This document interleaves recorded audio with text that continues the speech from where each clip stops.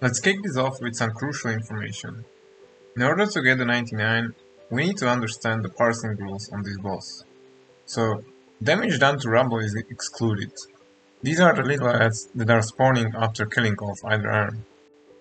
Unfortunately, this is one of those examples how parsing is not really beneficial to healthy raiding environment because you are skipping or ignoring an intended mechanic when chasing parses.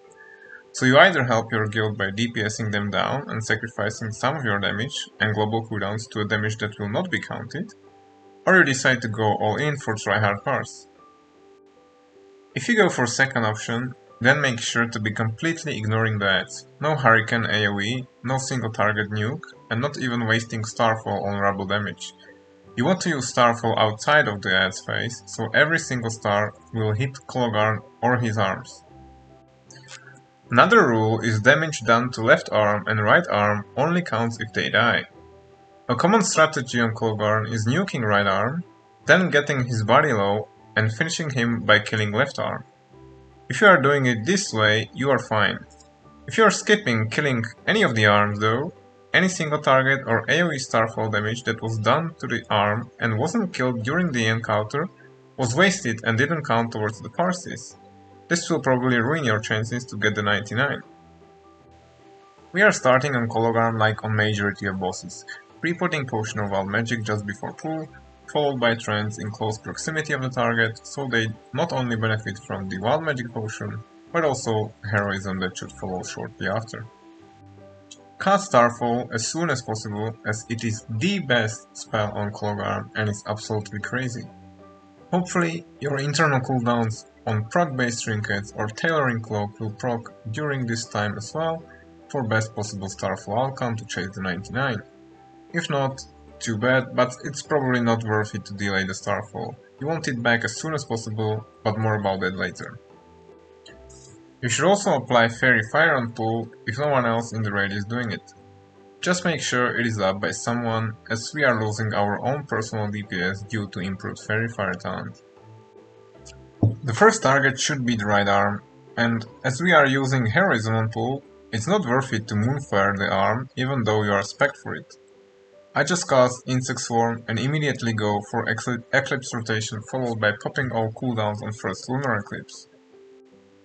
The right arm will die so fast that you won't even get the full duration of Moonfire before it's killed.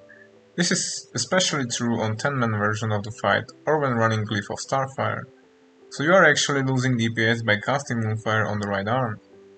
So what I'm doing is going for Insect Swarm at max uptime and Moonfire unused for the first arm, and then just before Lunar on the body. Skipping Moonfire completely might even crawl ahead on this boss depending on the talents and glyph setup according to the sims. Alright, time to talk about talents and glyphs. On majority of the Ulduar bosses, I'm running 3 major glyphs. Those are Starfall, Insect Swarm and Starfire.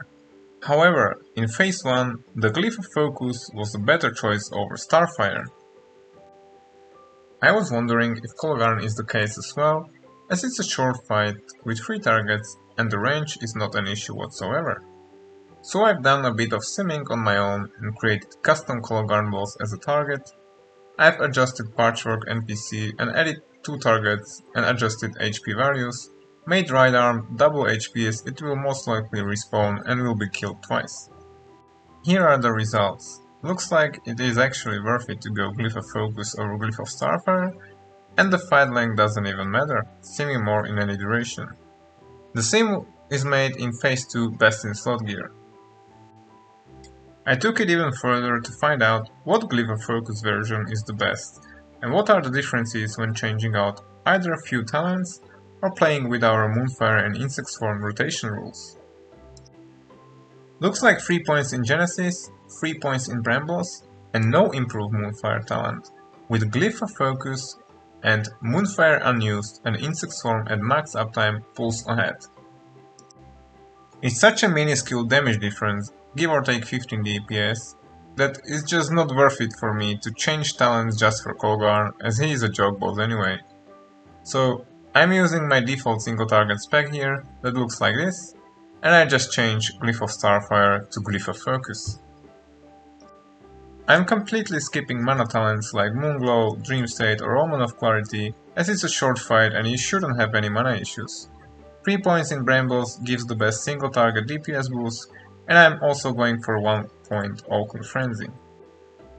However, if you want to min-max completely, feel free to shift any talents around. More points in Genesis over Improved Moonfire or Nature's Reach will pull ahead, as the range is not an issue on this fight, but as I said, it's such a tiny DPS difference. Something I have to mention here is the duration of the fight.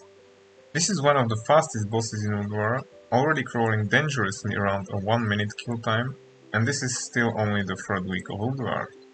You have to pay attention to your guild's kill times, they will probably be faster each reset, as people have better gear. And why is this significant? Because when you hit around a 1 minute mark, it might change a couple of things. First one is that you can't pre-plot and then squeeze in a second potion during the fight anymore. So yes, Potion of Wild Magic from the start helps you to get to Eclipse faster, however, it's probably more beneficial not to pre-plot and use Potion of Speed during your first lunar coupled with Heroism, unused trinkets and hyperspeed accelerators.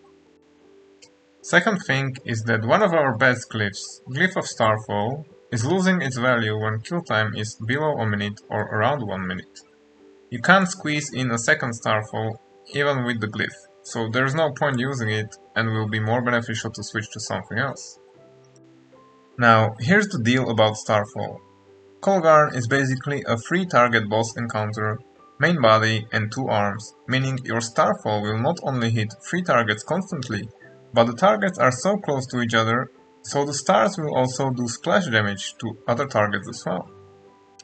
So you want to cast it immediately on pull, ideally with Potion of Wild Magic pre-plot. This way you hopefully have time to cast the second one. Just pay attention to avoid little adds and the kill time. If your kill time is slower and you have time to delay the second Starfall, try to align it with other procs as well, like Trinkets or Terrorling Croak. There's only one mechanic that might hinder your parse, and that's the I-beam if you are forced to move a lot.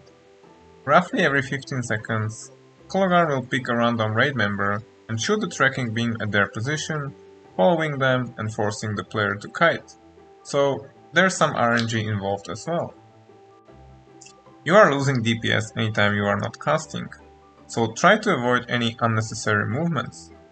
One thing to mention here is that if you are spec'd for Oaken Frenzy, I-beam can proc it.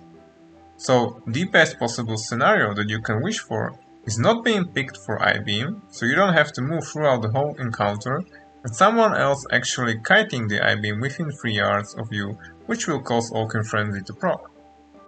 You absolutely can still get the 99 even if you are chosen. Just rocket boots away, and while you are on the move, use 2 instant cast. Refreshing your dots, Starfall, Innervate or 4-piece tier 8 proc before stopping and continuing with your rotation.